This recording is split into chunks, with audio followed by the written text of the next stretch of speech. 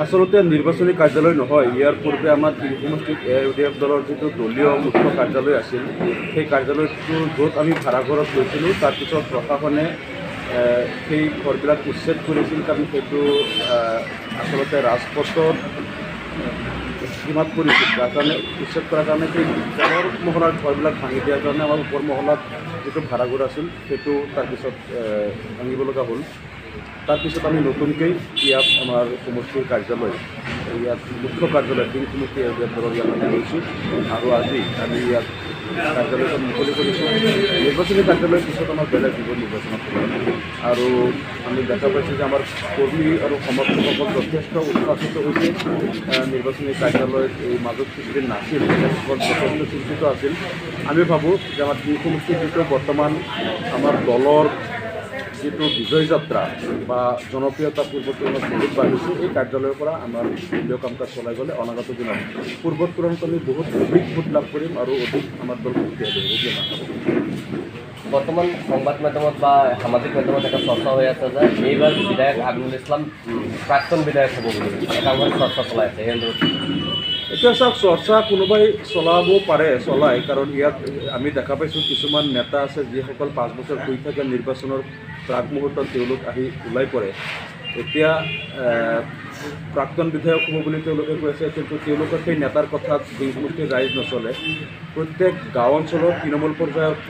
যিসকল ৰাইজ আছে, সৰ্বসাধাৰণ ভোটাৰ, তেওঁলোকৰ সকলোৰে মুখে মুখে কি নাম আছে সেই গাঁও অঞ্চলত গাঁৱে গাঁৱে গ'লেই তেওঁলোকে গম পাব।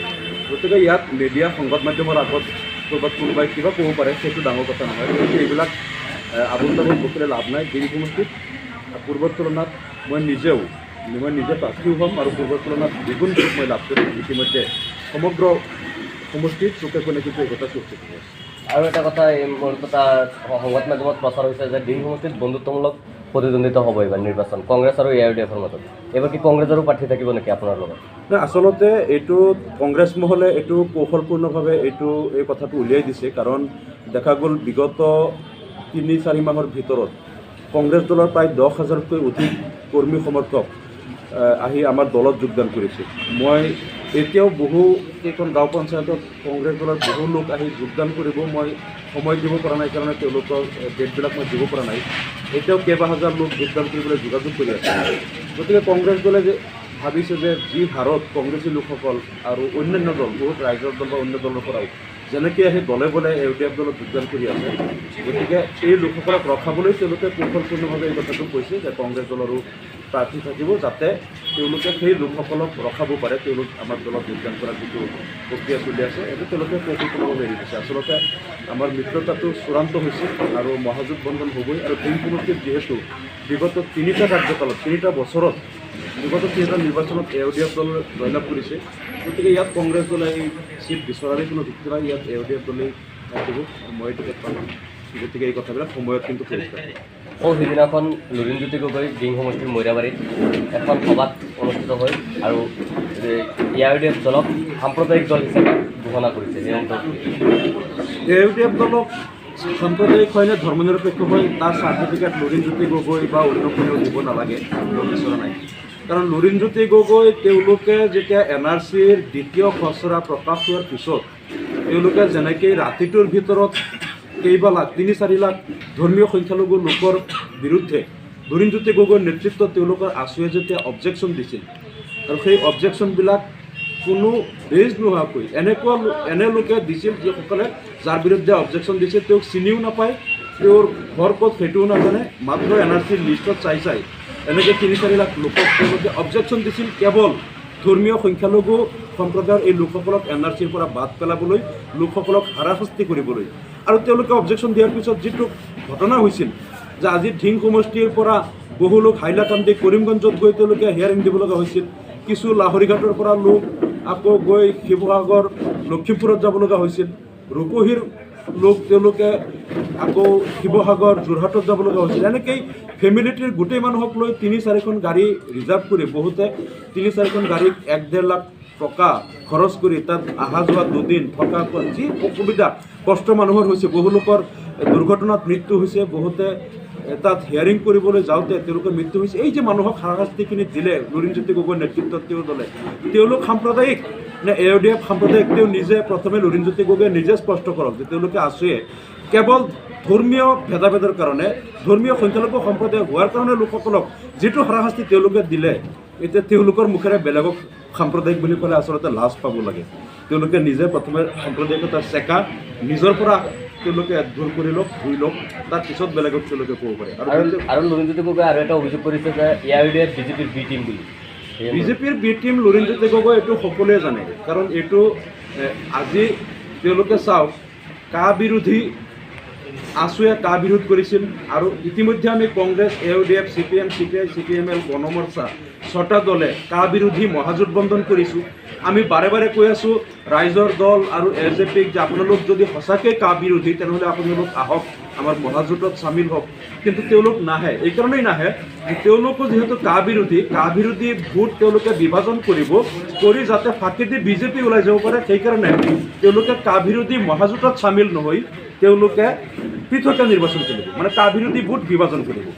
আমাৰ মিত্ৰজোঁটে যিখিনি পাব অলপ তেওঁলোকে বিভাজন কৰি বিজেপিক কেনেকৈ জয়লাভ কৰিব পাৰে এই কথাবিলাক ৰাইজে বুজিবলৈ বাকী নাই আৰু যেতিয়া এই কথাটো স্পষ্ট হৈ যাব যে তেওঁলোকে আচলতে কা বিৰোধী ভোট বিভাজন কৰি তেওঁলোকে বিজেপিক ৱাক অভাৰ দিব বিচাৰিছে তেতিয়া চাব এই LJPয়ে এখনো আসন নাপায় অসমত তেওঁলোকে জিৰো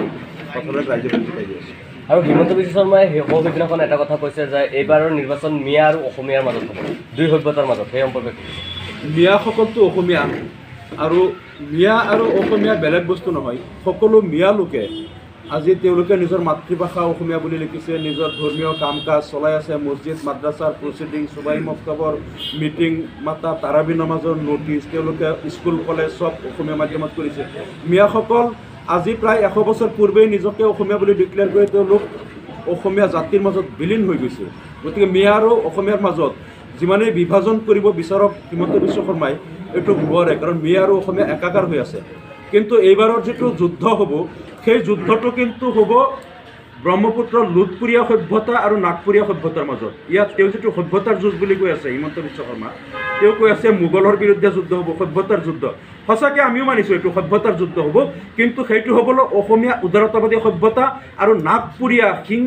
হিংসাশ্ৰয়ী যিটো ৰক্তক্ষয়ী পৰধৰ্ম বিদ্বেষী হিংসাশ্ৰয়ী যিটো নাগপুৰীয়া অপসভ্যতা তাৰ বিৰুদ্ধে যুদ্ধ হ'ব আৰু এইবাৰ যুদ্ধত অসমীয়া লুটপুৰীয়া সভ্যতাৰ জয়লাভ হ'ব আৰু নাগপুৰীয়া যিটো অপসংস্কৃতি তেওঁলোকে জাপি দি এইখন অসমত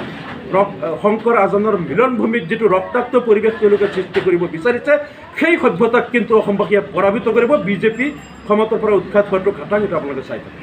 আৰু এটা কথা সত্যৰঞ্জন বৰাই মন্তব্য কৰিলে কালি যে মুছলমানসকলে জাতীয় পতাকাক সন্মান কৰিব নোৱাৰে ৰাষ্ট্ৰীয় সংগীতক গাব নোৱাৰে আৰু ভাৰতক সন্মান কৰিব নোৱাৰে এইবিলাক আচলতে আপুনি যিটো নাম লৈছে মই মোৰ উত্তৰত তাৰ নামটো নলওঁ কাৰণ ই এটা নেতাও নহয় কোনো এটা বিগ শ্বট নহয় কোনো সমাজকৰ্মী নহয় সাহিত্যিক নহয় একো নহয় ই কেৱল সস্তীয়া জনপ্ৰিয়তাৰ কাৰণে সেই যিটো নাম আপুনি লৈছে সেই মানুহটোৱে এনেই মুছলমানৰ বিৰুদ্ধে কিবা কিবি আবুল তাবুল বকি অসমৰ বিভিন্ন ঠাইত ঘূৰি ফুৰে যাতে তেওঁক মুছলমানে যাতে আক্ৰমণ কৰে মাৰপিট কৰে যেতিয়া তেওঁ দেখিছে মুছলমানৰ বিৰুদ্ধে বহুত কথা কোৱাৰ পিছতো ক'তো মুছলমানে তেওঁক আক্ৰমণ নকৰে তেওঁক বাৰে বাৰে খেদি ফুৰে হিন্দু মানুহে খেদি ফুৰে গতিকে তেওঁ যিটো সংঘাত সৃষ্টি কৰিব বিচাৰিছিল ৰক্তাক্ত সেইটো হৈ থকা নাই সেইকাৰণে সিদিনা তেওঁ এটা মছজিদত প্ৰৱেশ কৰিলে জুম্মাৰ নামাজৰ সময়ত মছজিদত গৈ কিবা ভিডিঅ' কৰি কিবা এটা তেওঁ তাত একাংশই তেওঁক মাৰপিট কৰিব খুজিছিল আকৌ কেইজনমান মুছলমানে তেওঁক বচাই দিলে গতিকে ই আচলতে মাৰ খাবলৈ ঘূৰি আছে সমগ্ৰ অসমত যে তাক মাৰিব লাগে যাতে তাৰ আৰু সেই বাহানা লৈ যাতে হিন্দু মুছলমানৰ মাজত এটা সংঘাত হয় আৰু বিজেপিয়ে যাতে ভোট বেংকৰ ৰাজনীতি কৰিব পাৰে তাক অলপ টকা পইচা দিছে বিজেপিয়ে টকা পইচা দি তাক মেলি দিছে যে তুমি এনেকৈ আবুল তাবুল বকি অসমত ঘূৰি থাকা যাতে তোমাক মুছলমানে খঙত যাতে কেতিয়াবা তোমাৰ ওপৰত হাত উঠাই দিয়ে আৰু এইটো লৈ পেলাই অসমত যাতে হিন্দু মুছলমানৰ সংঘাত সৃষ্টি কৰিব পাৰে কিন্তু অসমৰ মুছলমানসকল আজিলৈকে তাৰ ওপৰত হাত উঠোৱা নাই ধৈৰ্য ধৰি আছে আৰু সি কৈছে মুছলমানসকলে জাতীয় পতাকা উঠাব নোৱাৰে সন্মান দিব নোৱাৰে জাতীয় পতাকা তেওঁলোকৰ বিজেপি দলে যে কোনো উঠিব নাই ৰঞ্জিত দাস বিজেপিৰ ৰাজ্যিক সভাপতি ওলোটাকৈ জাতীয় পতাকা এবাৰ তেওঁ উঠাই দিছিলে তাৰপিছত যেতিয়া সংবাদ মাধ্যমত বিতৰ্ক হ'ল তেতিয়া কৈছে আমি কেতিয়াবা গেঞ্জি পিন্ধিলেও মানে গেঞ্জিও কেতিয়াবা ওলোটা হৈ যায় সেই ৰঞ্জিত দাসক তাৰ পিছৰ পৰা তাক গেঞ্জি দাস বুলি বহুতে মাতে গেঞ্জি দাস ৰঞ্জিত দাস বুলি বহুত মানে চিনি নাপায় সৰ্বগত যাওক গেঞ্জি দাস বুলি মাতে কাৰণ কেতিয়াবা বোলে গেঞ্জিও ওলোটা হৈ যায় আৰু তেওঁলোকে সিদিনা বিজেপিৰ নেতাসকলে ডিফুত যিটো কৰিলে ডিফুত বিজেপিৰ নেতাসকলে ৰাষ্ট্ৰীয় সংগীত গাওঁতে ৰাষ্ট্ৰীয় সংগীতৰ মা বেহান কৰি দিছে, কি অৱস্থা এইটো ভাইৰেল হৈছে, আপোনালোকে নিশ্চয় দেখিছে। ৰাষ্ট্ৰীয় সংগীত এনেকৈ গায় নেকি? গতিকে এই কথাবিলাক বিজেপি দলৰ নেতাসকলে দেখোন ৰাষ্ট্ৰীয় সংগীত মানে তেওঁলোকে গাব নোৱাৰে। সিদিনা বিহুত মানে এইটো লাজত চকু মুখ খাই যে তেওঁলোকে কেনেকৈ গাইছে, আৰু তেওঁলোকে ৰাষ্ট্ৰীয় পতাকা উল্টাকৈ বিজেপিৰ নেতাসকলে ৰঞ্জিত দাসে তেওঁলোকে উঠাই দিয়ে। এতিয়া আকৌ আমাক কৈছে যে মুছলমানে বোলে ৰাষ্ট্ৰীয় সংগীত গাব নোৱাৰে আৰু ৰাষ্ট্ৰীয় পতাকা সন্মান জনাব নোৱাৰে। আচলতে তেওঁলোকে এতিয়া পাগল হৈ গ'ল, কি ক'ব নক'ব। নিৰ্বাচনৰ পূৰ্বে একো ইছ্যু বিচাৰি পোৱা নাই। আৰু আমি এটা কথা, তেওঁলোকৰ বিধায়ক শিলাদিত্যদেৱে দেখোন কৈছিল যে বহাগ বিহুত বৰ পেট কাটি দিলে, মানে ৰঙালী বিহুটোৰ ৰৰ পেট কাটাটো গুচাই দিলে বঙালী বিহু হৈ যায়। গতিকে অসমীয়া জাতিসত্তাক বিহুক অপমান কোনে কৰে? বিজেপিৰ নেতাই। ৰঙালী বিহুক বঙালী বিহু তেওঁলোকে বনাই দিয়ে, আৰু সেই সমষ্টিৰ সেই আপুনি যিটো নাম কৈছে তেওঁতো হোজাই সমষ্টিৰ লোক, তেওঁৰ ঘৰো মই চিনি পাওঁ। আচলতে তেওঁলোকে ভাৰতৰ সংবিধানক সন্মান কৰিব নাজানে, ধৰ্মনিৰপেক্ষতাক কবৰস্থ কৰিছে, সংবিধানৰ কপি জ্বলাই দিছে। তেওঁলোকৰ মনোবাদীসকলে দিল্লীত ভিডিঅ'ত ভাইৰেল কৰিছে, সংবিধানৰ কপি জ্বলাই দিছে। তেওঁলোকে সংবিধানকো সন্মান নকৰে, ৰাষ্ট্ৰীয় সংগীতকো নকৰে, ৰাষ্ট্ৰীয় পতাকাকো কৰিব নাজানে। এতিয়া তেওঁলোকে কেৱল মুছলমানৰ বিৰুদ্ধে কয়, কিন্তু কোন যে ৰাষ্ট্ৰদ্ৰোহী এই কথাটো ভাৰতবাসীয়ে জানে। তাৰ উত্তৰ কিন্তু অহা 3 মাহৰ পিছত অসমবাসীয়ে নিৰ্বাচনত দিব।